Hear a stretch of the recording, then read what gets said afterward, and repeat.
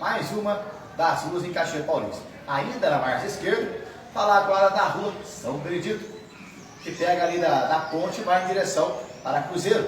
Por que São Benedito? Porque é um santo, nasceu lá na Itália, na Sicília, foi muito bondoso, muito caridoso, gostava de evangelizar. Em homenagem a ele, colocaram essa rua ali na margem esquerda como Rua São Benedito, pelos devotos de São Benedito.